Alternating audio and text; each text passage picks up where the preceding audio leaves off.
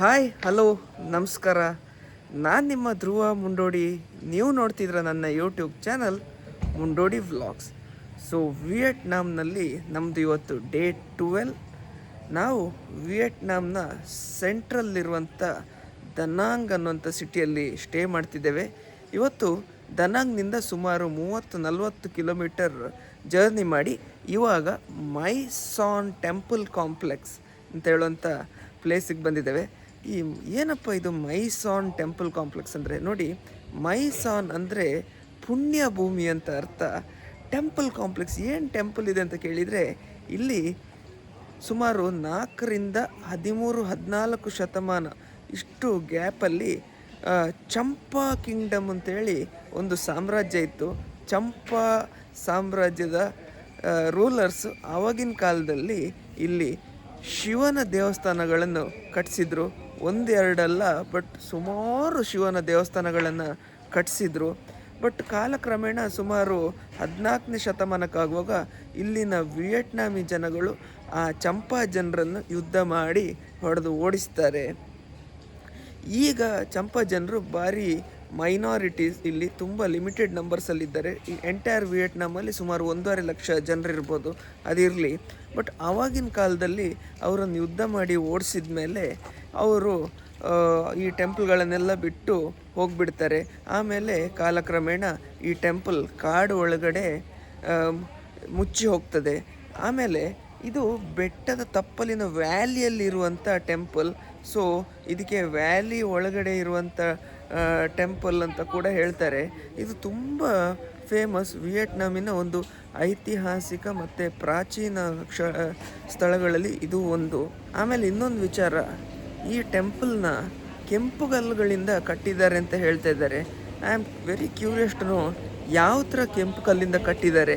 Weather ಅದು ನಮ್ಮ ದಕ್ಷಿಣ ಕನ್ನಡದಲ್ಲಿ ಯೂಸ್ ಮಾಡುವಂಥ ಮುರಕಲ್ಲ ಅಥವಾ ಕೆಂಪು ಇಟ್ಟಿಗೆಯಿಂದನ ಅಂತ ಹೇಳುವಂಥದ್ದು ಗೊತ್ತಿಲ್ಲ. ಕೆಂಪು ಕಲ್ಲು ಮತ್ತು ಯಾವುದೇ ಸಿಮೆಂಟ್ ಇಲ್ಲದೆ ಕಟ್ಟಿದ್ದಾರೆ ಅಂತ ಕೂಡ ಹೇಳ್ತಾರೆ. ಸೊ ಇಲ್ಲಿ ನಮ್ಮ ಗೈಡ್ ಹಿಂದೆ ಮ್ಯಾಪ್ ತೋರಿಸ್ತಾ ಇದ್ದಾರೆ. ನಾವು ಸ್ವಲ್ಪ ನಡಿಬೇಕಂತೆ ವ್ಯಾಲಿಯಲ್ಲಿ. ಏನು ಈ ಕಾಡೊಳಗಡೆ ಮುಚ್ಚಿ ಹೋದಂಥ ದೇವಸ್ಥಾನಗಳು ಸುಮಾರು 18-19ನೇ ಶತಮಾನದವರೆಗೆ ಇಲ್ಲಿ ಏನಿದೆ ಅಂತೇಳಿ ಯಾರಿಗೂ ಗೊತ್ತಿರೋದಿಲ್ಲ. ಬಟ್ ಫ್ರೆಂಚರು ಆಳ್ವಿಕೆ ಮಾಡ್ತಿದ್ದಂಥ ಸಂದರ್ಭದಲ್ಲಿ ಯಾರೋ ಒಬ್ಬರು ಫ್ರೆಂಚ್ ಆಫೀಸರ್ ಅದನ್ನು ಮತ್ತೆ ರೀಡಿಸ್ಕವರ್ ಮಾಡ್ತಾರೆ. ಇವರು ರೀಡಿಸ್ಕವರ್ ಮಾಡಿದ ಮೇಲೆ ಸ್ವಲ್ಪ ಡೆವಲಪ್ಮೆಂಟ್ ಪ್ರಾಜೆಕ್ಟ್ಗಳೆಲ್ಲ ನಡೀತದೆ. ಬಟ್ 1960ನೇ ಇಸ್ವಿಯಲ್ಲಿ ಅಮೇರಿಕಾದೊಂದಿಗಿನ ವಿಯೆಟ್ನಾಂ ವಾರ್ ಸಂದರ್ಭದಲ್ಲಿ ವಿಯೆಟ್ನಾಮಿ ಕಾಮ್ ಸೋಲ್ಜರ್ಸ್ ಅಥವಾ ವಿಯೆಟ್ನಾಮಿ ಗೆರಿಲ್ಲಾ ಸೋಲ್ಜರ್ಸು ಈ ಟೆಂಪಲ್ ಒಳಗಡೆ ಬಚ್ಚಿಟ್ಟು ಕೂತ್ಕೊಳ್ತಾರೆ. ಸೊ ಅಮೇರಿಕನ್ಸು ಈ ಸೋಲ್ಜರ್ಸ್ನ ಕೊಲ್ಲೋಕ್ಕೋಸ್ಕರ ಮೇಲ್ಗಡೆಯಿಂದ ಬಾಂಬ್ ಡ್ರಾಪ್ ಮಾಡಿ ಸುಮಾರು 90% ಆಫ್ ದ ಟೆಂಪಲ್ ಕಾಂಪ್ಲೆಕ್ಸ್ನೆಲ್ಲ ಧ್ವಂಸ ಮಾಡಿ ಹಾಕ್ತಾರೆ. ಹಾಗೆ ಕಂಪ್ಲೀಟ್ ಧ್ವಂಸವಾದ ಟೆಂಪಲ್ ಸ್ಟ್ರಕ್ಚರನ್ನು ಯುದ್ಧ ಆದಮೇಲೆ ಸುಮಾರು ಇಂಟರ್ನ್ಯಾಷನಲ್ ಆರ್ಗನೈಸೇಷನ್ಸ್ ಎಲ್ಲ ಸೇರಿಕೊಂಡು ಇದನ್ನು ರೀಸ್ಟೋರ್ ಮಾಡಿ ಇದಕ್ಕೆ ಯುನೆಸ್ಕೋ ಪಟ್ಟ ಕೊಡ್ತಾರೆ. ಸೊ ಈಗ ನೋಡಿ, ಇಲ್ಲಿ ಒಂದು ಕಾಂಪ್ಲೆಕ್ಸ್ ಕಾಣ್ತಾ ಇರ್ಬೋದು. ಇದು ಇಲ್ಲಿ ನಮ್ಮ ಇಂಡಿಯಾದ ಆರ್ಟಿಸನ್ಸು ನೋಡಿ, ಇಲ್ಲಿ government of India archaeological survey ASI My Son project ಅಂತೇಳಿ ಇಲ್ಲಿ ಹಾಕಿದ್ದಾರೆ. ನಾನು ನಿಮ್ಗೆ ತೋರಿಸ್ತೇನೆ. ಸೊ ಈವನ್ ಭಾರತ ದೇಶ ಕೂಡ ಇಲ್ಲಿನ ಈ ದೇವಸ್ಥಾನವನ್ನು ರೀಸ್ಟೋರ್ ಮಾಡಲಿಕ್ಕೆ ಕೆಲಸ ಮಾಡ್ತಾ ಇದೆ. ಸೊ ನನ್ನ ಜೊತೆ ನೀವು ಕೂಡ ಬನ್ನಿ, ಯಾಕಂದರೆ ನಾನು ಕಾತರನಾಗಿದ್ದೇನೆ, ನೀವು ಅಷ್ಟೇ ಕಾತರರಾಗಿದ್ದೀರಿ ಅಂತೇಳಿ ನಾನು ಭಾವಿಸ್ತೇನೆ. ಹಾಗಿದ್ರೆ ಈ ಟೆಂಪಲ್ ಹೇಗಿದೆ ಅಂತ ಹೇಳುವಂಥದ್ದನ್ನ ನೋಡೋಣವಲ್ಲ. ನೋಡಿ, government of India archaeological survey of India ASI My Son project. ಇಲ್ಲಿನ ನೇಚರ್ ಈ ಥರ ಇದೆ. ಸೊ ಇದು ಇನ್ನೂ ಪ್ರಾಜೆಕ್ಟ್ ನಡೀತಾನೇ ಇದೆ, ಇವ್ರದ್ದು ಕಂಪ್ಲೀಟ್ ಆಗಲಿಲ್ಲ. ಇಲ್ಲಿ ಶಿವನಿಗೆ ಸಂಬಂಧಪಟ್ಟ ಎಷ್ಟೋ ದೇವಸ್ಥಾನಗಳಿದೆ ಅಂತೆ, ಅದನ್ನೆಲ್ಲ ನಾವು ಇವಾಗ ನೋಡೋಣ. ಇಲ್ಲೊಂದು ಬ್ರಿಡ್ಜ್ ಇದೆ, ನೀವು ನೋಡ್ತಾ ಇರ್ಬೋದು. ನೋಡಿ ಎಷ್ಟು ಚೆನ್ನಾಗಿದೆ ಅಂತ ಹೇಳ್ಕೊಂಡು. ಆಮೇಲೆ ಈ ಚಂಪಾ ಜನರು ಏನಿದ್ದಾರೆ, ಇವರು ಏನು ಡೈರೆಕ್ಟಾಗಿ ಭಾರತದಿಂದ ಮೈಗ್ರೇಟ್ ಆದವರಲ್ಲ.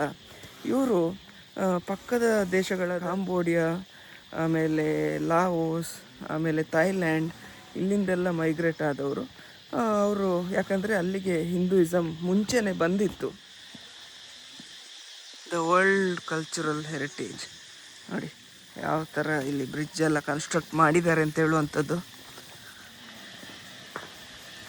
ನೋಡಿ ಟೂರಿಸ್ಟ್ಸಿಗೆ ಕೂರಲಿಕ್ಕೆ ಸ್ಥಳ, ಮತ್ತು ಅಲ್ಲಿ ಫ್ಯಾನ್ಗಳು.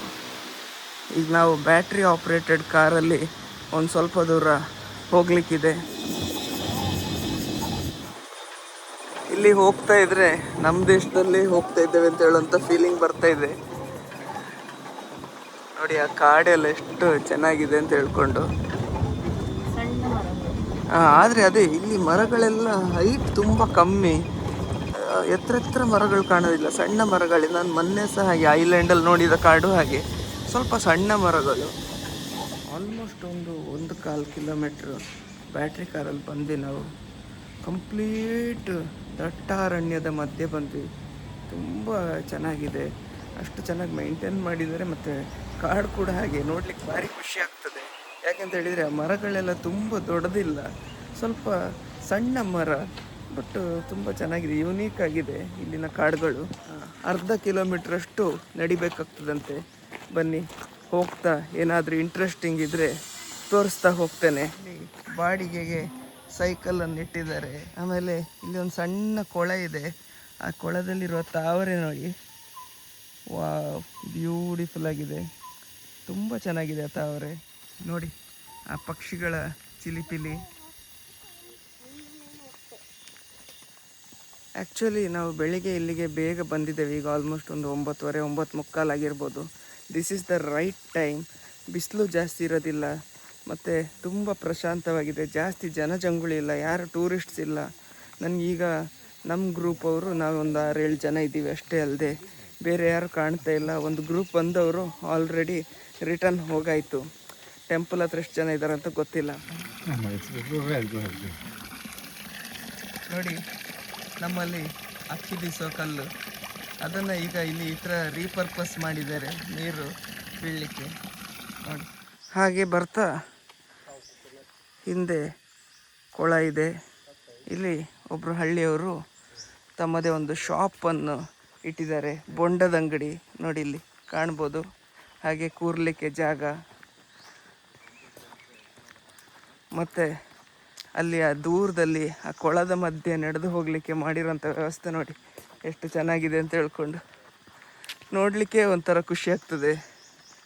ನೋಡಿ ಇಲ್ಲಿನ ಜನ ಟೂರಿಸಮ್ಮಲ್ಲಿ ಒಳ್ಳೆ ಇನ್ಕಮ್ ಪಡಿಬೋದು ಅಂತ ಹೇಳುವಂಥದ್ದನ್ನ ತುಂಬ ಚೆನ್ನಾಗಿ ಅರ್ಥ ಮಾಡ್ಕೊಂಡಿದ್ದಾರೆ. ಮತ್ತು ಅವರ ಪರಿಸರವನ್ನು ಎಷ್ಟು ಕ್ಲೀನಾಗಿ ಇಡ್ತಾರೋ ಅಷ್ಟು ಟೂರಿಸ್ಟ್ಸನ್ನು ಅಟ್ರ್ಯಾಕ್ಟ್ ಮಾಡ್ಬೋದು ಅಂತ ಹೇಳುವಂಥ ಸತ್ಯನ ಕಂಡುಕೊಂಡಿದ್ದಾರೆ. ಸೊ ಏನು ಜನರ ಸಿವಿಕ್ ಸೆನ್ಸು, ಇವರು ಅವರ ಸರೌಂಡಿಂಗ್ಸನ್ನು ಇಷ್ಟಪಡೋ ರೀತಿ, ಈ ಸರೌಂಡಿಂಗ್ಸನ್ನು ಇಟ್ಕೊಂಡಿರೋ ರೀತಿ ಎಲ್ಲ ನೋಡಿದರೆ ಖುಷಿ ಆಗ್ತದೆ, ಮತ್ತು ಒಂದು ಇನ್ಸ್ಪಿರೇಷನ್ ಸಿಗ್ತದೆ. ಹಾಗೆ ಬರ್ತಾ ಬರ್ತಾ ಇಲ್ಲಿ ನೋಡಿ ಹಲಸಿನ ಮರ ನೋಡಿ, ವಿಯೆಟ್ನಾಮಿ ಹಲಸು ತುಂಬ ಸಣ್ಣದಾಗಿದೆ. ಮರ ಕೂಡ ಹಾಗೆ ನಮ್ಮ ದೇಶದಷ್ಟು ಹೈಟ್ ಏನಿಲ್ಲ, ಸ್ವಲ್ಪ ಗಿಡ್ಡ ವೆರೈಟಿ ಮರ ನೋಡಿ. ಹಾಗೆ ಹೋಗ್ತಾ ಹೋಗ್ತಾ ಸಣ್ಣ ಬಾಳೆ ಗಿಡಗಳನ್ನ ನೆಟ್ಟಿದ್ದಾರೆ. ಆಮೇಲೆ ಈ ಕಾಡು ನೋಡಿ, ಇದು ಯಾವುದು ಆರ್ಟಿಫಿಷಿಯಲ್ ಸೆಟಪ್ ಅಲ್ಲ, ಎಲ್ಲ ನ್ಯಾಚುರಲ್ ಆಗಿ ಇರೋಂಥ ಕಾಡು.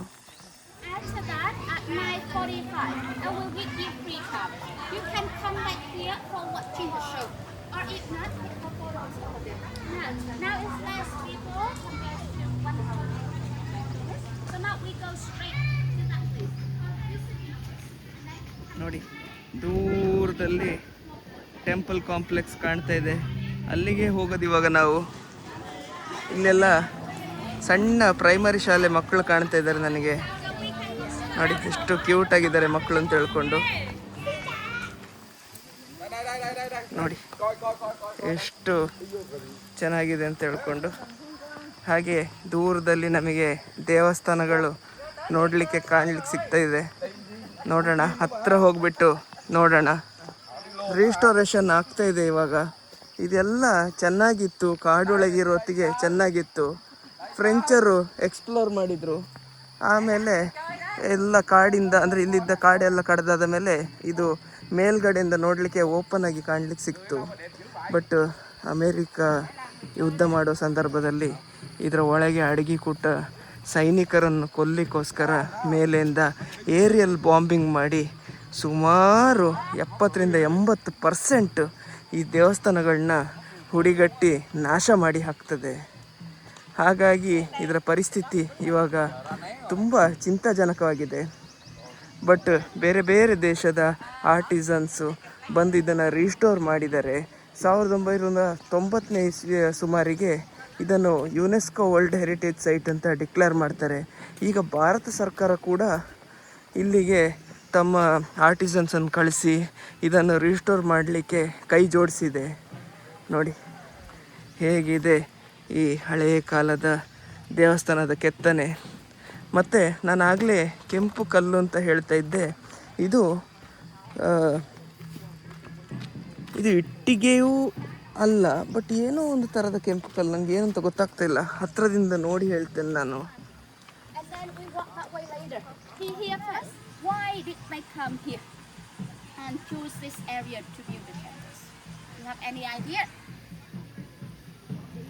Why this place compared to another place? No idea. No idea. No idea. The first one is the first. Maybe because of the natural fortification of the hills. The hills. Thank you. I don't have any idea.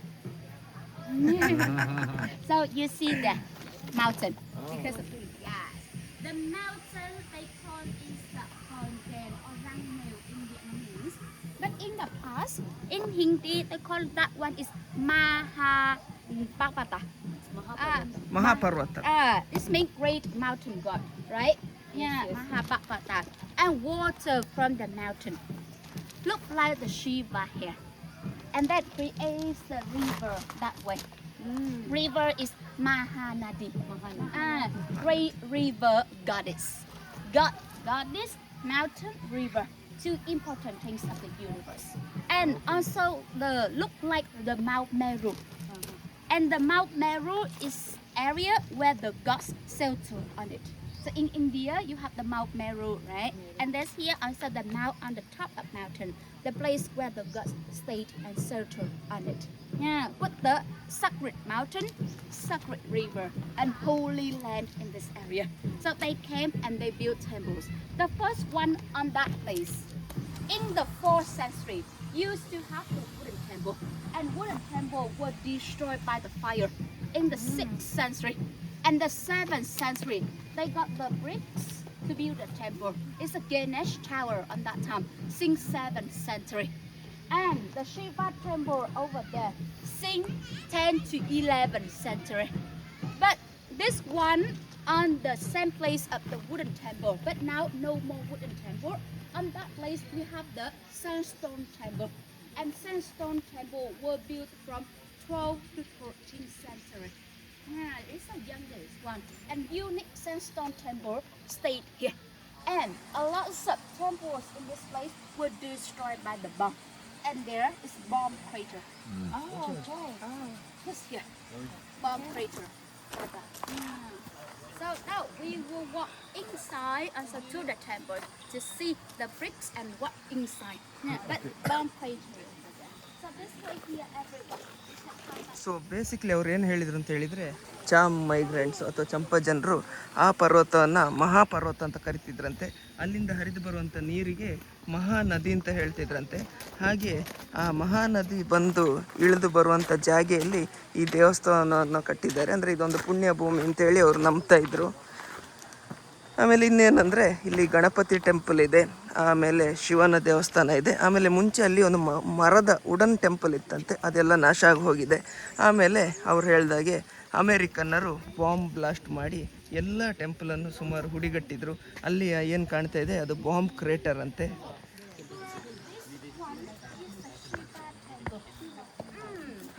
ಇದು Shiva temple ಅಂತೆ. Way to come inside, and the entrance another way. Not this here. This one is the back of the temple. Yeah. So you see when you get closer. Yes, here. Can you guess? This brick original or the bricks original? Which bricks do you think original? Here? Okay. In the bottom. Yeah. No one think this one? No. Nope. Are you sure? I will take your food. I'm not sure. Original. Oh, okay. New. Here would see now. The shadow destroy the bricks in the bottom, but the wall of the bricks is quite thick, around 1 meter. So half outside would destroy, but still half inside. So that's why after the wall, we use some new bricks with the cement, and we stick the bricks together. By the time the new bricks get the moss, they are mossy like this here. But original, no. 1,000 years ago, 30, 40 years ago. And with the original bricks, the way to make the bricks, the way to build the temples, that is secrets. No one knows. No one had an idea. Yeah. So first thing when they came here, they said maybe the Chan people use a clay. They bake the clay, they make the bricks, and they bake in the kiln around 40%. And then they stick the bricks together when the bricks still soft, and they carve the patterns like this, original, and they burn 100%. But second team came. They analyzed the bricks in the lab. Between the brick here, they found the material for sticking the bricks together. And the material they just know about resin. It's a tree sap. And something else mixed with the tree sap. No one knows. No one knows what kind of the glue using for sticking the bricks together. And when Italian Indian came here, they just found about 40%. The way to build a brick or the way to have the glue, just 40%, the same as the Chan people did before. But 60%, that is secret. And also it's really well preserved like this one. No moss, but this one really black with the moss. When it's rain, with light rain, the original bricks doesn't get wet. But when it's heavy rain, it gets wet, and after 2 hours, it gets easy to dry. Doesn't take too much water like the new bricks. And also for building the bricks, for our bricks around 130 to 150 degrees. But this one, 850,000 degrees. Really strong. Well preserved, this one. So you say that now bottom, new, here, original. This one, new, this here, original. So we brought this one. ನೋಡಿ, ಇದು ಅಮೇರಿಕನ್ನರು ಯುದ್ಧ ಮಾಡುವ ಸಂದರ್ಭದಲ್ಲಿ bomb blast ಆಗಿ ನಶಿಸಿ ಹೋದ ಕೆಲವೊಂದು ಭಾಗಗಳನ್ನು ಮಾಡರ್ನ್ ಬ್ರಿಕ್ ಹಾಕಿ ಕನ್ಸ್ಟ್ರಕ್ಟ್ ಮಾಡಿದ್ದು. ಇದು ಹಿಂದಿನ ಕಾಲದವರ ಒರಿಜಿನಲ್ ಬ್ರಿಕ್. ಇದರ ಮೇಲೆ ಇವತ್ತಿಗೂ ಪಾಚಿ ಹಿಡಿಲಿಲ್ಲ, ಬಟ್ ಇದರ ಮೇಲೆ ಪಾಚಿ ಹಿಡಿತದೆ ಅಂತ ಅವ್ರು ಹೇಳ್ತಾ ಇದ್ದಾರೆ. ಏನು ಮಾಡರ್ನ್ ಬ್ರಿಕ್ಸ್ ಏನು ಯೂಸ್ ಮಾಡಿದ್ದಾರೆ ಅದೆಲ್ಲ ಪಾಚಿ ಹಿಡಿದಂಥದ್ದು. ಯಾವುದ್ರ ಮೇಲೆ ಪಾಚಿ ಇಲ್ಲ ಅದೆಲ್ಲ ಒರಿಜಿನಲ್ ಅವತ್ತು ಯೂಸ್ ಮಾಡಿದಂಥ ಬ್ರಿಕ್. ಮತ್ತು ಅದನ್ನು ಸ್ಟಿಕ್ ಮಾಡಲಿಕ್ಕೆ ಅವರು ಯಾವ ಸಿಮೆಂಟ್ ಯೂಸ್ ಮಾಡಿದ್ದಾರೆ ಅಂತ ಹೇಳುವಂಥದ್ದು ಯಾರಿಗೂ ಗೊತ್ತಿಲ್ಲ.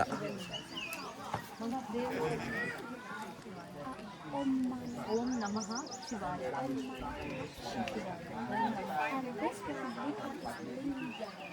Linga. Linga represents the male symbol, male energy. And this one, Yomi, Y-O-M-I, Yomi is human. Before doing something, we got pure water from Sakura. We put on the top of Linga, and then water will be down to the Yomi. We collected the water from bottom using for washing the hands, sprinkle head onto the body. For having the energy power from the universe, bring the prosperity, peace for the country. Another country that also uses the shade. You want me to order? Just please, and someone who wants, you can stand next to me. Next to me.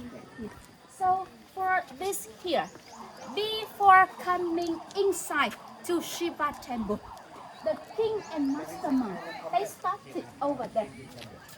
The one is over there. That one we call is meditation room. So meditation room is for resetting mind and body before doing ceremony. So started over there, and then they cross the gatehouse here.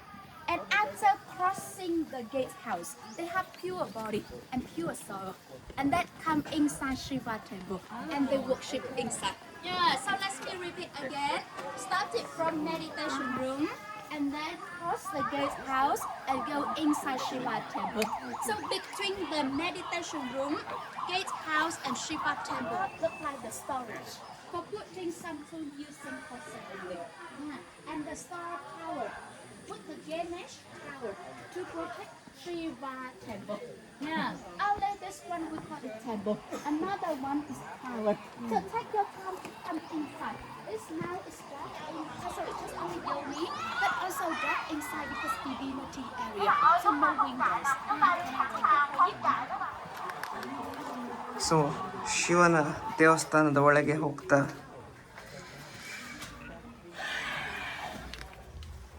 ಇಲ್ಲಿ ಈಗ ಲಿಂಗ ಇಲ್ಲ, ಲಿಂಗವನ್ನು ತೆಗೆದು ಅವರು ದನಾಂಗ್ ಮ್ಯೂಸಿಯಮಲ್ಲಿ ಇಟ್ಟಿದ್ದಾರಂತೆ.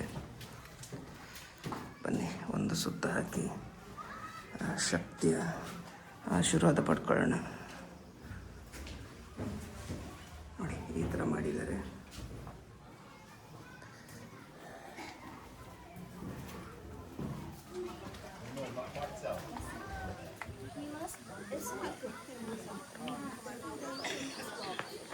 This one 27 meters, but another one used to be 20 meters. But now we push down on the floor. Right? So we walk to the left, right side here, everyone. Yeah, this here. And keep drinking even you not 30, huh? Yeah, this here.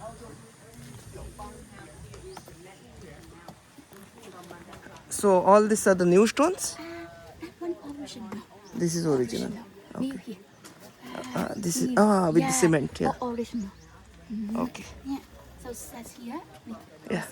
Yeah. This one is cement. Okay. Even this part. New here. Yeah. Original. Yeah. One is rainy. Yeah. This one get wet. Yeah. But this one no. So that one mossy, and this one no moss.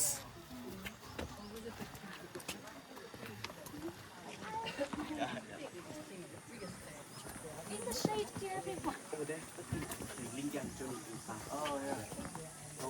ಕೆಲವು ದೇವಸ್ಥಾನದ ಒಳಗೆ entrance ಇಲ್ಲ. In the shade, huh? ಇಲ್ಲೆಲ್ಲ ಎಷ್ಟು ದೊಡ್ಡ ದೊಡ್ಡ ಕಲ್ಲಿನ ಪಿಲ್ಲರ್ಗಳಿದೆ ಅಂತ ಹೇಳುವಂಥದ್ದು ನೋಡಿ.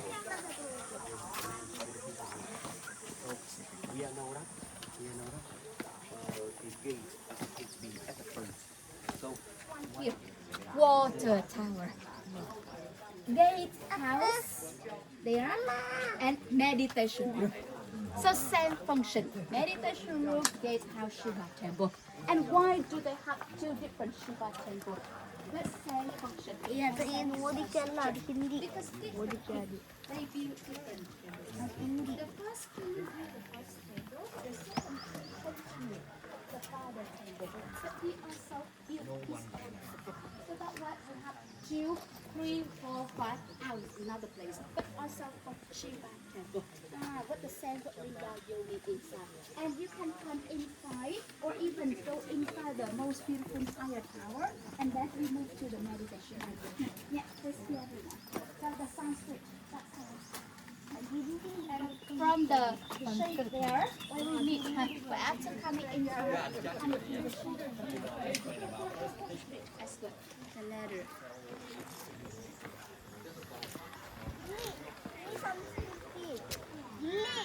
ಹಾಂ ಹಾಂ ಸರಿ ಸರಿ.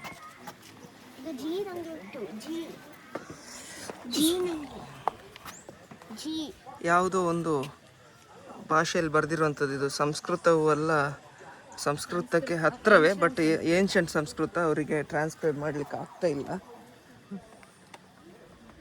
ಸೊ ಇಲ್ಲಿ ಮೇಯ್ನ್ ಶಿವದೇವರ ಗುಡಿ. ಒಂದು ಕಾಲದಲ್ಲಿ ಎಷ್ಟು ವಿಜೃಂಭಣೆಯಿಂದ ಇಲ್ಲಿ ಪೂಜೆ ಪುರಸ್ಕಾರಗಳು ನಡೀತಿತ್ತು ದೇವರಿಗೆ ಗೊತ್ತು. ಶೂ ತೆಗಿಯೋ ನೋಡಿ, ಸ್ವಾಮಿ ಶಿವದೇವ್ರೆ. ಆ್ಯಕ್ಚುಲಿ ಇಷ್ಟು ಮಾತ್ರ ಅಲ್ಲ, ಕಾಡು ಒಳಗಡೆ ಇನ್ನೂ ಎಷ್ಟೋ ಈ ಥರ ಸಣ್ಣ ಸಣ್ಣ ಗುಡಿಗಳಿದೆ. ಎಲ್ಲವನ್ನು ಅಮೇರಿಕನ್ನರು ಬಾಂಬ್ ಹಾಕಿ ಪುಡಿಗಟ್ಟಿದ್ದಾರೆ. ನೋಡಿ ಆ ಕೆತ್ತನೆ ಎಲ್ಲ ಎಷ್ಟು ಚೆನ್ನಾಗಿದೆ ಅಂತ ಹೇಳ್ಕೊಂಡು.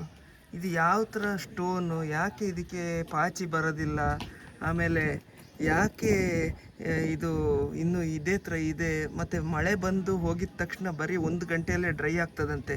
ಆಮೇಲೆ ಇದಕ್ಕೆ ಯಾವ ಥರ ಗಮ್ ಯೂಸ್ ಮಾಡಿದ್ದಾರೆ ಏನು ಯಾರಿಗೂ ಲ್ಯಾಬ್ ಅನಾಲಿಸಿಸಲ್ಲೂ ಗೊತ್ತಾಗಲಿಲ್ಲ. ಬರೀ ಒಂದು 40% ಇಂಗ್ರೀಡಿಯೆಂಟ್ಸ್ ಏನು ಅಂತ ಹೇಳುವಂಥದ್ದು ಗೊತ್ತಾಗಿದೆ, ಉಳಿದು ಏನು ಅಂತ ಯಾರಿಗೂ ಗೊತ್ತಾಗಿಲ್ಲ. ಆಮೇಲೆ ಕೆಳಗಡೆ ಇದೆಲ್ಲ ಬಾಂಬ್ ಹಾಕಿದ ಮೇಲೆ ಡ್ಯಾಮೇಜ್ ಆಗಿದ್ದನ್ನ ಇವರು ರೀಸ್ಟೋರ್ ಮಾಡಿರೋದು. ಹೊಸ ಇಟ್ಟಿಗೆ ಎಲ್ಲ ಇಟ್ಟು ನೋಡಿ, ಇಲ್ಲಿ ಯಾರೋ ಈ ಚಾಮ್ ಜನರು ಬಂದು ಊದುಬತ್ತಿ ಇಟ್ಟಿದ್ದಾರೆ.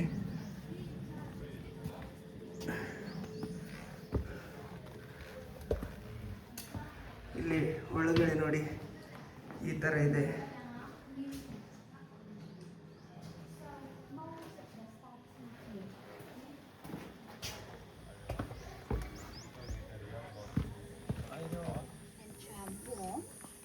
King got energy from here. So another time, people they came, they chop the head for making the king losing the power. And the second reason is during the Dutch colonies. And that time they bring it to protect Shiva temple. And the big linga is there. And this here is original. Yeah, the carving original. ಆ carvings ಎಲ್ಲ ನೋಡಿ ಹೇಗೆ ಮಾಡಿದ್ದಾರೆ ಅಂತೇಳಿ.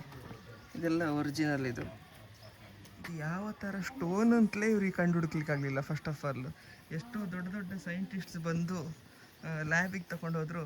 ಕೆಲವ್ರು ಹೇಳ್ತಾರಂತೆ ಬಹುಶಃ ಇದು ಇಟ್ಟಿಗೆಯನ್ನು ಬೇಯಿಸಿದ್ದಾರೆ, ಮಣ್ಣು ಯಾವುದ್ಯಾವುದೋ ಬೇರೆ ಬೇರೆ ಥರದ ಮಣ್ಣನ್ನು ಯೂಸ್ ಮಾಡಿ ಬೇಯಿಸಿ ಮತ್ತೆ ಅದು ಮೆತ್ತಗಿರುವಾಗಲೇ ಕಾರ್ವಿಂಗ್ ಮಾಡಿದ್ದಾರೆ ಅಂತೇಳಿ.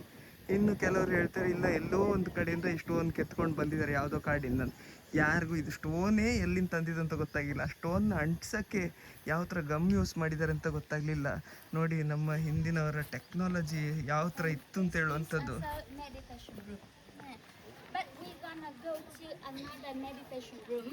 Inside, it looks like small museum.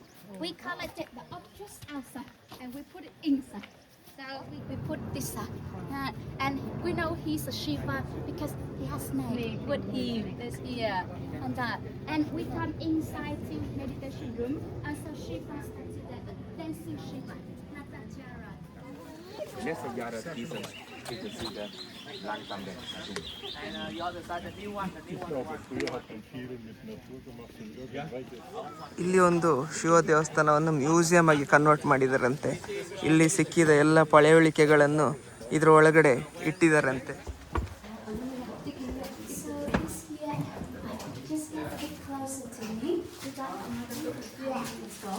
So this statue here is a Shiva, dancing Shiva. So when he moves his body and Shiva, he got 3 eyes, 2 and put in the middle. And when the third eye appears, it means he will destroy something. So the people maybe on that time they were worried about that. And they put on third eyes. So no more third eye in the middle. And there's also snake with him. And this is divided in 3 human world.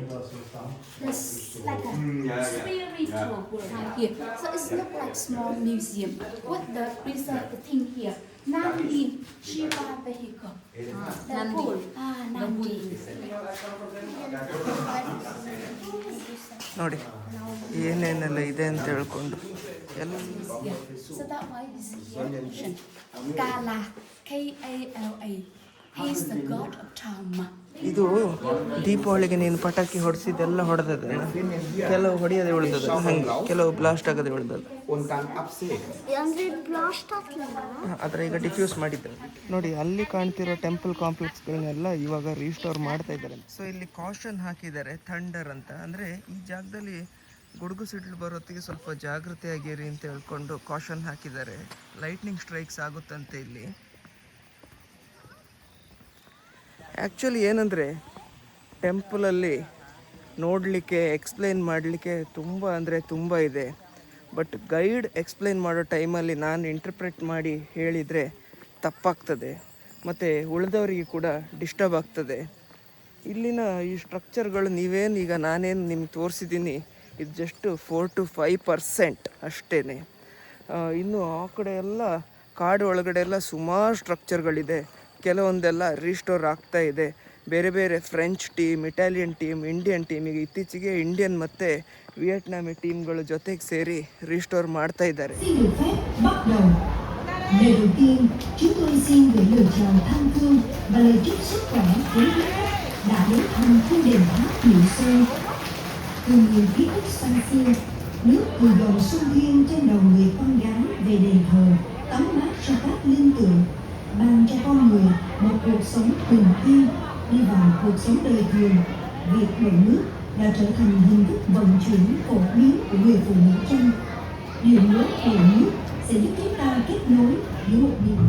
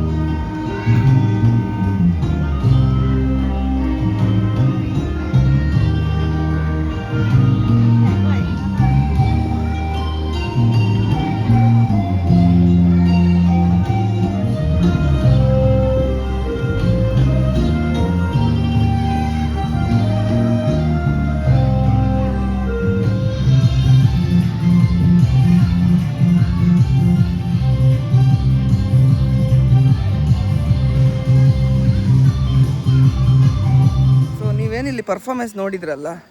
So ಇದು ಚಂಪಾ ಡೈನಸ್ಟಿಯಿಂದ ಅಳಿದುಳಿದ ಚಾಮ್ ಜನರು ಮಾಡಿರುವಂಥ performance. ಅವರಿಲ್ಲಿ ವಿಯೆಟ್ನಾಮಲ್ಲಿ ಮೈನಾರಿಟಿಯಲ್ಲಿದ್ದಾರೆ. ಸುಮಾರು 1,60,000 ಜನ ಇದ್ದಾರೆ ಅಂತೆ entire ವಿಯೆಟ್ನಾಮಲ್ಲಿ. ಆಮೇಲೆ ಪಕ್ಕದ Laos, Cambodia, Thailand ಇಲ್ಲೆಲ್ಲ ಸ್ವಲ್ಪ ಮೈನರ್ ಪಾಪ್ಯುಲೇಷನ್ ಇದೆ ಅಂತೆ ಅವ್ರದ್ದು. ಸೊ ಈಗ ಅವರೇ ಮಾಡಿರೋದಿಲ್ಲಿ. ತುಂಬ ಚೆನ್ನಾಗಿತ್ತು ಪರ್ಫಾಮೆನ್ಸ್. ಅವರು ಅಲ್ಲಿ ಏನು ಡಿಪಿಕ್ಟ್ ಮಾಡಿದರು ಅಂತ ಹೇಳಿದರೆ ಆ ಮಹಾನದಿಯಿಂದ ನೀರು ತೊಗೊಂಡು ಬರ್ತಾ ಇರೋದು ದೇವಸ್ಥಾನಕ್ಕೆ, ಮತ್ತು ಶಿವ ನೃತ್ಯ ಮಾಡ್ತಿರೋದು, ಇದನ್ನೆಲ್ಲ ಡೆಮಾನ್ಸ್ಟ್ರೇಟ್ ಮಾಡಿದರು. ಸೊ ಆ ಕಡೆ ಇರುವ ಟೆಂಪಲ್ ಕಾಂಪ್ಲೆಕ್ಸ್ಗಳನ್ನ ನೋಡೋಕ್ಕೆ ಹೋಗೋಣ. ಕಂಪ್ಲೀಟಾಗಿ ಡೆಸ್ಟ್ರಾಯ್ ಆಗಿ ಹೋಗಿದೆ ಅಮೇರಿಕನ್ನರ ಒಂದು ಬಾಂಬಿಂಗ್ ಮಿಷನ್ನಿಂದಾಗಿ. ನೋಡಿ, ಇವತ್ತು ನಮಗೆ ಇದನ್ನು ನೋಡುವಾಗ ಬೇಜಾರಾಗ್ತದೆ. ಅದೇ ಇಲ್ಲಿ ಬಾಂಬಿಂಗ್ ಮಾಡದೇ ಇದ್ದಿದ್ದರೆ ಈ ದಿವಸ ನಾವು ಬರೋತ್ತಿಗೆ ಎಷ್ಟು ಚೆನ್ನಾಗಿ ಇದ್ದಿರ್ಬೋದಲ್ಲ, ಎಷ್ಟು ಚೆನ್ನಾಗಿ ಆ ದೇವಸ್ಥಾನಗಳು ಎಲ್ಲ ಇದ್ದಿರ್ಬೋದು. ಬಹುಶಃ ಪೂಜೆ ಪುರಸ್ಕಾರಗಳು ನಡೆದಿರ್ಬೋದೇನೋ. ಆರ್ಕಿಯಾಲಜಿಕಲ್ ಸರ್ವೆ ಆಫ್ ಇಂಡಿಯಾ ನೋಡಿ, ನಮ್ಮ ದೇಶದವರು ಕೂಡ, ನಮ್ಮ ಸರ್ಕಾರ ಇಲ್ಲಿ ಬಂದು ಇದನ್ನು ಕನ್ಸರ್ವೇಷನ್ ಆ್ಯಂಡ್ ರಿಸ್ಟೋರೇಷನ್ ಮಾಡೋ ಪ್ರಯತ್ನ ಮಾಡ್ತಾ ಇದೆ. ಈ ಟೆಂಪಲ್ ಕಾಂಪ್ಲೆಕ್ಸನ್ನು ಡೆಸ್ಟ್ರಾಯ್ ಮಾಡಲಿಕ್ಕೆ ಸುಮಾರು 15 ಟನ್ ಬಾಂಬ್ಗಳನ್ನು US ಅವರು ಮೇಲ್ಗಡೆಯಿಂದ ಹಾಕಿದಾರಂತೆ. ಆವತ್ತಿನ ಕಾಲದಲ್ಲಿ ವಿಯೆಟ್ನಾಮಿ ಸೋಲ್ಜರನ್ನು ಕೊಲ್ಲೋ ಒಂದು ದೃಷ್ಟಿಯಿಂದ 15 ಟನ್ ಬಾಂಬ್ ಹಾಕಿ ಕಂಪ್ಲೀಟಾಗಿ ಇದನ್ನು ಡೆಸ್ಟ್ರಾಯ್ ಮಾಡಿದರು. ನೋಡಿ, ಈ ಥರ ಮಣ್ಣೊಳಗೆಲ್ಲ ಮುಚ್ಚಿ ಹೋಗಿತ್ತು ಬಾಂಬಿಂಗ್ ಆದಮೇಲೆ. ಅದನ್ನು ಸಾಧ್ಯ ಆದಷ್ಟು ರೀಸ್ಟೋರ್ ಮಾಡೋ ಪ್ರಯತ್ನ ಮಾಡ್ತಿದ್ದಾರೆ ಈಗ ನಮ್ಮ ಭಾರತ ಸರ್ಕಾರ ಮತ್ತು ವಿಯೆಟ್ನಾಂ ಸರ್ಕಾರ ಜೊತೆಯಲ್ಲಿ ಸೇರಿಕೊಂಡು. Hungary as well. Yeah, it's a big difference compared to the climate over there. ಒಳಗಡೆ ರಿಸ್ಟೋರೇಷನ್ ಮಾಡ್ತಾ ಇರುವಂಥ ಟೆಂಪಲ್ ಕಾಂಪ್ಲೆಕ್ಸ್ ಒಳಗಡೆ ಹೋಗ್ತಾ ಇದ್ದೇವೆ. ಬನ್ನಿ ಹೇಗಿದೆ ಅಂತ ನೋಡೋಣ ಅಂತ ಹೇಳ್ಕೊಂಡು. ಇಲ್ಲಿ ಸುತ್ತಮುತ್ತ ಎಲ್ಲ ಎಷ್ಟೊಂದು ಪಳೆಯುಳಿಕೆಗಳು ಹಾಗೇ ಬಿದ್ದಿವೆ ಅಂತ ಹೇಳ್ಕೊಂಡು. ದುಷ್ಟ ಅಮೇರಿಕನ್ನರ ಒಂದು ಕುಕೃತ್ಯದಿಂದಾಗಿ ಹಾಳಾದ ನಮ್ಮ ದೇವಸ್ಥಾನ. ಬನ್ನಿ ಈ ದೊಡ್ಡದಾಗಿ ಇರುವಂಥ ಇನ್ನೊಂದು ದೇವಸ್ಥಾನದ ಒಳಗೆ ಹೋಗುವ. ಇದು ಕೂಡ ಹಾಗೆ ರಿಸ್ಟೋರೇಷನ್ ಮಾಡಿರುವಂಥದ್ದು. ಓಹ್, ಇಲ್ಲಿ ಕೂಡ ಹಾಗೆ. ಇಲ್ಲಿರುವ ಶಿವಲಿಂಗ ಬರೀ ಕೆಳಗಡೆ ಪೀಠ ಮಾತ್ರ ಇದೆ.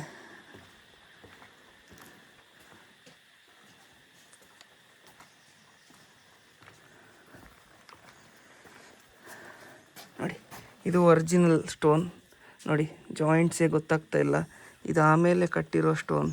ಜಾಯಿಂಟ್ಸ್ ಎಲ್ಲ ಗೊತ್ತಾಗ್ತಾ ಇದೆ.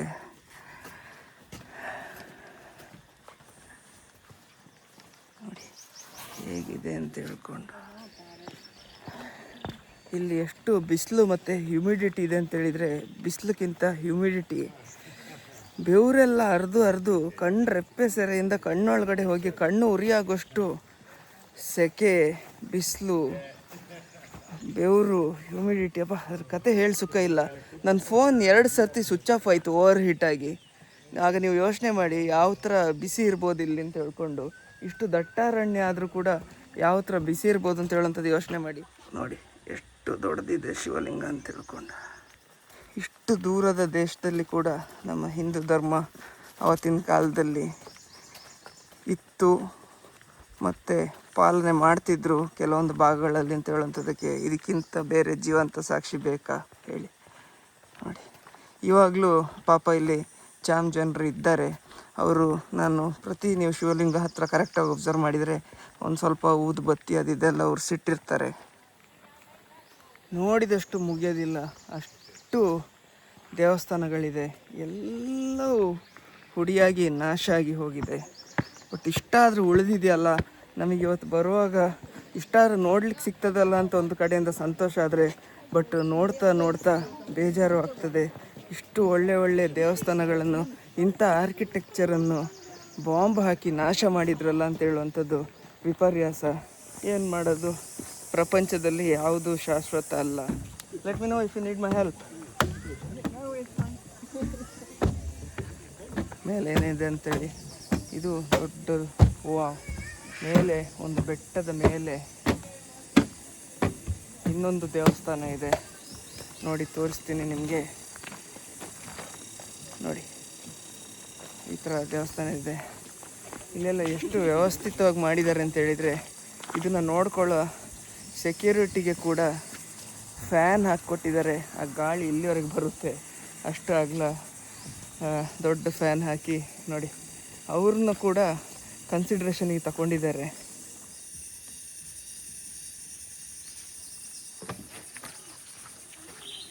ನೋಡಿ, ಇದು ಆ್ಯಕ್ಚುಲಿ ಇಲ್ಲಿಂದ ಹತ್ತಿ ಬರಬೇಕಿತ್ತು, ನಾವು ಸೈಡಿಂದ ಬಂದ್ವಿ. ಬಿಕಾಸ್ ಸೈಡಲ್ಲಿದ್ದ ಎಲ್ಲ ಗೋಡೆಗಳೆಲ್ಲ ಡೆಸ್ಟ್ರಾಯ್ ಆಗಿ ಹೋಗಿದೆ. ಇದಿಲ್ಲಿ ಹೀಗೆ ಮೇಲೆ ಹತ್ತಕ್ಕಾಗ್ತದೆ. ಮೇಲೆ ಹತ್ತಿ ನೋಡೋಣ ಒಳಗಡೆ ಏನಿದೆ ಅಂತ ಹೇಳ್ಕೊಂಡು.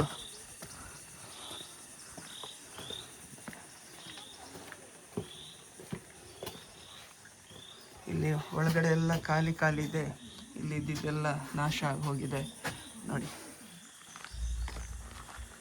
ನೋಡಿ ಹೇಗೆ ಕಾಣ್ತಾ ಇದೆ.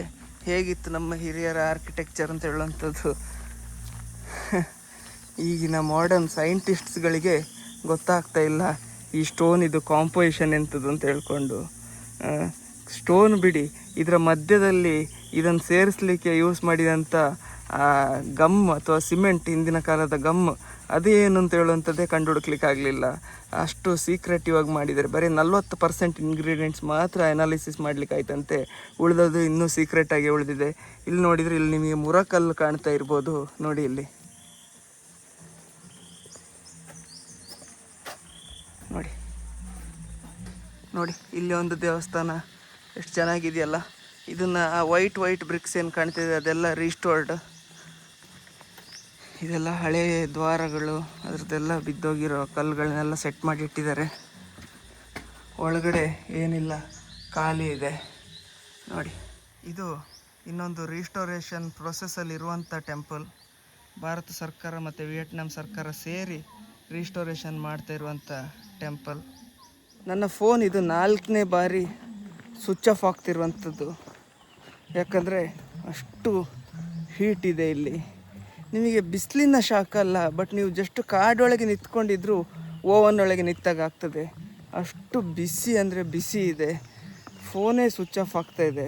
ಹಾಗಾಗಿ ಸುಮಾರು ಕಂಟೆಂಟ್ ನನಗೆ ರೆಕಾರ್ಡ್ ಮಾಡೋಕ್ಕೆ ಆಗ್ತಾಯಿಲ್ಲ. ಯಾಕಂದರೆ ಒಂದು ಸಲ ಸ್ವಿಚ್ ಆಫ್ ಆದರೆ it needs at least 4 to 5 minutes to cool down. ನೋಡಿ, ಅಮೇರಿಕನ್ನರು ಹಾಕಿದ ಒಂದು ಬಾಂಬ್ ಇದು. ಕ್ರೇಟರ್ ನೋಡ್ಬೋದು ಇಲ್ಲಿ. ಬ್ಯಾಕ್ಗ್ರೌಂಡಲ್ಲಿ ಮ್ಯೂಸಿಕ್. ಏನು ಹೇಳೋದು ಏನು ಬಿಡೋದು ಅಂತ ಗೊತ್ತಾಗ್ತಾ ಇಲ್ಲ. ಈಗ ಸರ್ಕಾರ ರಿಸ್ಟೋರೇಷನ್ ಮಾಡಿಸ್ತಾ ಇದೆ. ವಿಯೆಟ್ನಾಂ ಆ್ಯಂಡ್ ಭಾರತ ಸರ್ಕಾರ ಸೇರಿಕೊಂಡು ರಿಸ್ಟೋರೇಷನ್ ಮಾಡ್ತಾಯಿದ್ದಾರೆ. ಬರೀ ವಿಯೆಟ್ನಾಂ ಭಾರತ ಸರ್ಕಾರ ಅಲ್ಲ, ಬೇರೆ ಪ್ರಪಂಚದ ಬೇರೆ ಬೇರೆ ಕಡೆಗಳಿಂದ ಬಂದಿರುವಂಥ NGOಗಳು ಕೂಡ ರಿಸ್ಟೋರೇಷನ್ ಪ್ರೊಸೆಸ್ಸಲ್ಲಿ ಸಹಾಯ ಹಸ್ತ ಚಾಚ್ತಾ ಇದೆ. ಬಟ್ ಎಷ್ಟೇ ರಿಸ್ಟೋರೇಷನ್ ಏನೇ ಮಾಡಲಿ, ಒರಿಜಿನಾಲಿಟಿ ಇಸ್ ಆಲ್ವೇಸ್ ಒರಿಜಿನಲ್. ಈಗ ಇವರು ಜಸ್ಟ್ ಇಮ್ಯಾಜಿನೇಷನ್ ಮಾಡಿಕೊಂಡು ಇದು ಹೀಗಿದ್ದಿರ್ಬೋದು ಅಂತ ಹೇಳ್ಕೊಂಡು ಇಮ್ಯಾಜಿನೇಷನ್ ಮಾಡಿಕೊಂಡು ರಿಸ್ಟೋರೇಷನ್ ಮಾಡ್ತಾ ಇರೋವಂಥದ್ದು. ಬಟ್ ಏನು ಮಾಡೋದು, ಅದನ್ನು ಹಾಗೆ ಬಿಡೋಕ್ಕೂ ಆಗೋದಿಲ್ಲ. ಸೊ ಸರ್ಕಾರ ಕೂಡ ಅಷ್ಟೇ ಇದನ್ನು ನೀಟಾಗಿ ಡೆವಲಪ್ ಮಾಡಿದರೆ ಬಹುಶಃ ಒಳ್ಳೆ ಟೂರಿಸಮ್ ಇನ್ಫ್ರಾಸ್ಟ್ರಕ್ಚರ್ ಡೆವಲಪ್ ಮಾಡ್ಬೋದು ಅಂತ ಹೇಳುವಂಥದ್ದು ಒಂದು ಅದರ ಹಿಂದಿನ ಉದ್ದೇಶ ಇರ್ತದೆ. ಮತ್ತು ಇದು ಇಲ್ಲಿನ ಒಂದು ಆಸ್ತಿ, ಇಲ್ಲಿನ ಒಂದು ನಿಧಿ ಇದ್ದ ಹಾಗೆ. ಇವರ ಕಲ್ಚರು, ಇವರ ಏನು ಪರಂಪರೆ, ಅದನ್ನೆಲ್ಲ ತೋರಿಸುವಂಥ ಒಂದು ನಿಧಿ ಇದ್ದಾಗೆ. ಹಾಗಾಗಿ ಅದನ್ನು ಹಾಗೆ ಬಿಡುತ್ತಾ ಇಲ್ಲ ಅವರು. ಕರೆಕ್ಟಾಗಿ ರಿಸ್ಟೋರೇಷನ್ ಖಂಡಿತ ಇನ್ನು ಮುಂದಿನ 10, 15, 20 ವರ್ಷದಲ್ಲಿ ನೀಟಾಗಿ ರಿಸ್ಟೋರ್ ಆಗಿ ಆಮೇಲೆ ಬಂದರೆ ಇದು ನೋಡೋಕ್ಕೆ ಇನ್ನೂ ಚೆನ್ನಾಗಿರ್ಬೋದು ಅಂತ ನನ್ನ ಅನಿಸಿಕೆ. ಜೀರುಂಡೆ ಕೂಡ ಇದೆಲ್ಲ ನೋಡಿಕೊಂಡು ನಾವು ಈಗ ಮಧ್ಯಾಹ್ನ ಊಟದ ಟೈಮ್. ಇಲ್ಲಿ ಏನೋ ಒಂಥರ ರೈಸ್, ಇದು ಪೇಪರ್ ಅಂದರೆ ಒಂಥರ ಸಂಡಿಗೆ ಟೈಪೇ, ಅದನ್ನು ಮಾಡ್ತಾರೆ. ಸೊ ಅದು ಹೇಗೆ ಮಾಡೋದು ಅಂತ ಹೇಳಿ ಇಲ್ಲಿ ನಮಗೆ ಡೆಮೋ ಕೂಡ ತೋರಿಸ್ತಾರೆ. ನೋಡಿ, ಇಲ್ಲಿ ಮಾಡ್ತಾ ಇದ್ದಾರೆ. Every day. She makes the rice fresh noodles, and around 5 or 6 a.m. the local people come to take noodles from her. And 8 a.m., 10 a.m. or even the weekday and take the noodles. Sometimes when it's rainy, she couldn't sell it in the morning. In the afternoon, she need to bring to go to the market for sell it, because fresh noodles only one day. Couldn't leave for tomorrow. So that way every day she makes it. Yeah, and that one is a rice milk. Just only rice and water. And when she has the rice milk, the first she soaks the rice in the water. around few hours for make it softer, and then put on the machine. Before she got the blender by hand like this, but now it's machine. And after having the rice milk like this, she add a little bit salt on it. And then it's a cotton. Inside got the rice milk.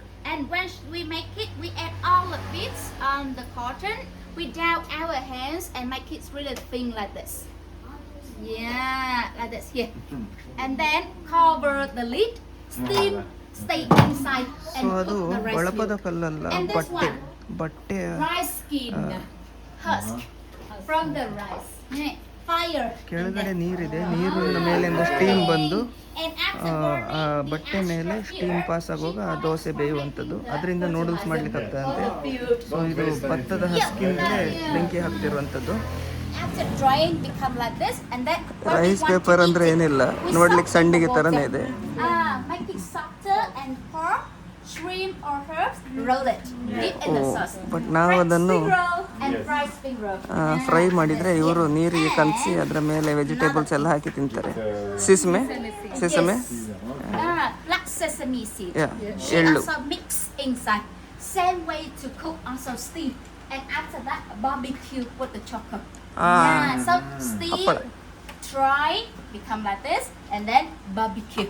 And become like this here, the chips, the cracker. Like this one. And this is for eating. And another thing she got it is a dry noodles. Like this one. Same way to cook, but not 2 layers, it's 1 layer. Steam and then try 2 hours. And then cut it by machine and try again. And this one look like the pho, PHO. When we want to eat it, we put in the hot water, make it softer, and then mix with the soup, with the beef, and this here. So dry noodles, so can live longer. But does it have salt in it? the soya sauce, salt yeah, a little bit salt. Yeah, eat everything we got about a little bit salt on it. If not, it's not really Not nice with the really. rice milk. Yeah. So and inside here, soya sauce. This is here, soya sauce and the salt on it. And the way to cook is like that, steam. So do you want to try how to make it? You can try like me, Try, my dear. and then we can wash our hands and we taste it. We taste what we make. Giờ mình nghĩ Trời ơi, Vũ ơi. Nhỏ rồi. he does it with his grandma. ngã nhọn là với mình nạo bằng tuổi chứ đó, mình với bò. Nhiều hơn kia đúng không? We call it as neer dosai. Neer dosai. Needles. We call it as water dosa. Water dosa. Water dose. Same, Same. right? Right. Ở Ấn Độ cũng làm như đây. Đây là hắn lồn của mình nạo hắn đó. Ok. Con đá có gọn như vậy. Không có độ. Anyone else? You can try. ಮಾಡಿಯಾ?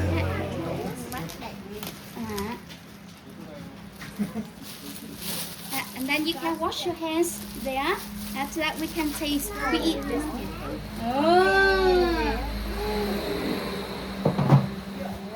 We have the 2 sauce. One sauce with the soya sauce. Only soya and the mushroom. But another sauce, we got the garlic, chili, sugar mixed together with the. Eat it. ತಗ.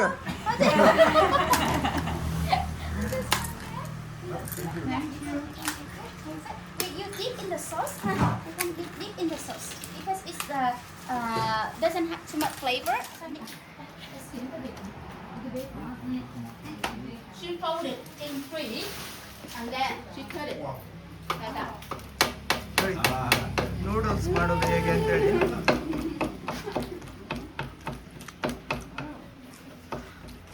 Chị là chắc một ló thầu. Yeah. Hết người mua rồi. ನೋಡಿ ಯಾವ ಥರ noodles ಮಾಡ್ತಾರೆ ಅಂತ ಹೇಳುವಂಥದ್ದು.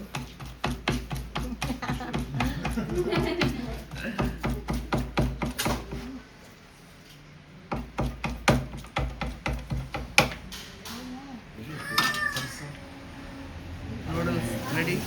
ಇವ್ರು ಹೀಗೆ ದಿವಸಕ್ಕೆ 80 kg ನೂಡಲ್ಸ್ ಮಾಡ್ತಾರಂತೆ. ನೂಡಲ್ಸ್ ಮಾಡಿ ಈ ಥರ ಪ್ಯಾಕ್ ಮಾಡಿ ಲೋಕಲ್ ಊರಿನ ಜನರಿಗೆ ಕೊಡ್ತಾರಂತೆ. ಇದು ಒಂಥರ ಹಪ್ಪಳನೇ, ಬಟ್ ನಾವು ಎಣ್ಣೆಯಲ್ಲಿ ಫ್ರೈ ಮಾಡಿದರೆ ಇವರು ಡೈರೆಕ್ಟ್ ಬೆಂಕಿ ಮೇಲೆ ಹಾಕಿ ಫ್ರೈ ಮಾಡ್ತಾರೆ, ಬೇರೆ ಏನಿಲ್ಲ. ಇದರಲ್ಲಿ ಎಳ್ಳಿದೆ, ಇದಕ್ಕೆ ಇವರು ಸೋಯಾ ಸಾಸು ಮತ್ತು ಇನ್ನೊಂದು ಗಾರ್ಲಿಕ್ ಫಿಶ್ ಎಲ್ಲ ಮಿಕ್ಸ್ ಮಾಡಿರೋ ಸಾಸು ಅದೆಲ್ಲ ಹಾಕಿ ತಿಂತಾರೆ. ಮತ್ತು ಇನ್ನೊಂದು ಆ ನೂಡಲ್ಸ್ ಮಾಡೋಕ್ಕೆ ತಯಾರು ಮಾಡಿದ್ರಲ್ಲ, ಇಟ್ಸ್ ನಥಿಂಗ್ ಬಟ್ ಸ್ಟೀಮ್ಡ್ ನೀರು ದೋಸೆ, ಬೇರೆ ಏನಲ್ಲ. ಈ ಸ್ಟೀಮ್ಡ್ ನೀರು ದೋಸೆನ ಇದ್ರ ಮಧ್ಯದಲ್ಲಿ ಸ್ಟಫ್ ಮಾಡಿ ಅದ್ರ ಜೊತೆ ಸಾಸ್ ಡಿಪ್ ಮಾಡಿ ತಿನ್ನುವಂಥದ್ದು. ಒಳ್ಳೆ ರುಚಿಕರವಾಗಿದೆ ಇದು. ಹೇಗಿತ್ತು ಎಕ್ಸ್ಪೀರಿಯನ್ಸ್? ನೂಡಲ್ಸ್ ಹೇಗೆ ಮಾಡೋದಂತ ನೋಡಿದ್ದೆ. ಇನ್ನು ಮನೆಗೆ ಹೋಗಿ ನೂಡಲ್ಸ್ ಮಾಡ್ಬೋದಾ?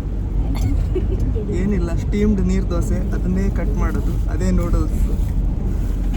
ನಾವು ಇವಾಗ ಕಣ್ಣಾರೆ ನೋಡಿದ್ವಿ ನೂಡಲ್ಸ್ ಹೇಗೆ ಮಾಡೋದು, ರೈಸ್ ನೂಡಲ್ಸ್ ಹೇಗೆ ಮಾಡೋದು ಅಂದರೆ ಸ್ಟೀಮ್ಡ್ ನೀರು ದೋಸೆ.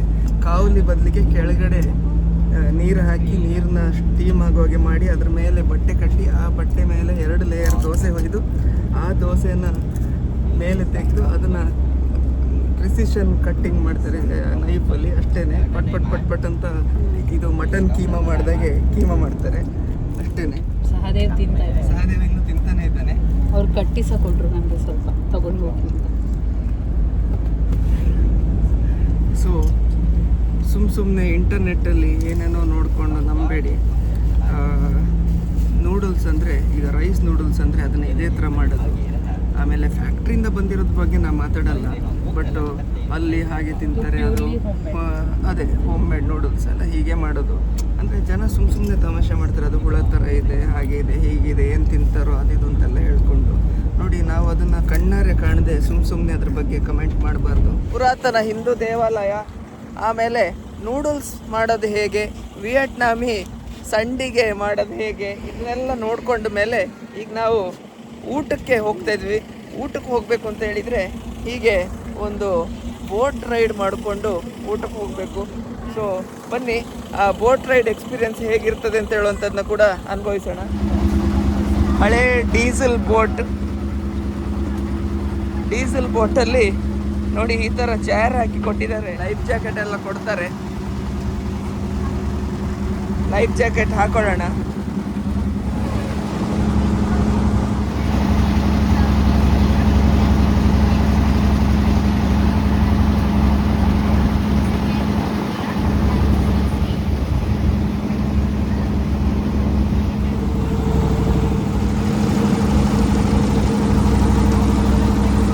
ಕಬ್ಬಿಣದ bridge built only for scooters and bicycles ಅಂತೆ. ಬೇರೆ ಕಾರ್ಗಳಿಗೆ, ಬಸ್ಗಳಿಗೆ ಯಾವುದಕ್ಕೆ ಅಲೌಡ್ ಇಲ್ಲ. ಬ್ರಿಡ್ಜನ್ನು ಕೂಡ ಯಾವ ಥರ ಫ್ಲ್ಯಾಗ್ ಹಾಕಿ ಡೆಕೋರೇಟ್ ಮಾಡಿದ್ದಾರೆ ಅಂತ ಹೇಳುವಂಥದ್ದು ನೋಡಬೇಕಲ್ಲ ಯಾವ. ನೋಡಿ,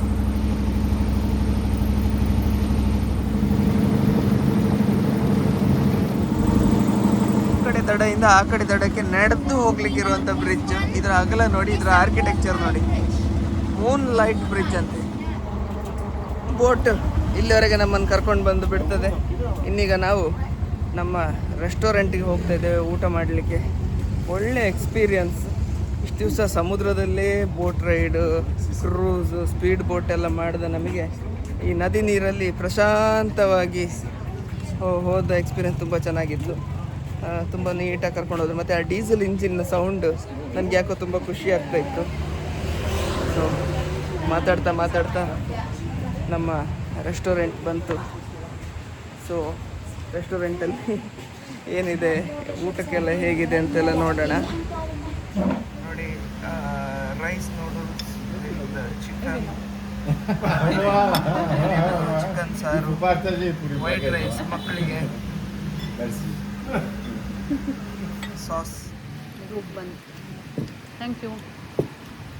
ಸ್ಪ್ರಿಂಗ್ ರೋಲ್ಸ್ ಆ್ಯಂಡ್ ಬನ್. ವಿಯೆಟ್ನಾಮಲ್ಲಿ ಬಂದು ಗಡ್ಡ ತುಂಬ ಬಂದಿದೆ ಅಂತ ಆಯಿತು. ಟ್ರಿಮ್ ಮಾಡಿದೆ ಸುಮಾರು ದಿವಸ ಆಗಿತ್ತು, 10-12 ದಿವಸ ಆಯಿತು. ಹಾಗೆ ಇಲ್ಲಿದು ಸಲೂನ್ದೊಂದು ಎಕ್ಸ್ಪೀರಿಯನ್ಸ್ ತಗೊಳ್ಳೋಣ ಅಂತ ಬಂದೆ. ನಾನು ಮೊಬೈಲ್ ಕೈಯಲ್ಲಿ ಹಿಡಿದಾಗ ಟ್ರೈಪಾಡ್ ಕೊಡ್ತೀನಿ ಸರ್ ಅಂತ ಇವರೇ ಟ್ರೈಪಾಡ್ ಕೊಟ್ಬಿಟ್ರು ನನಗೆ.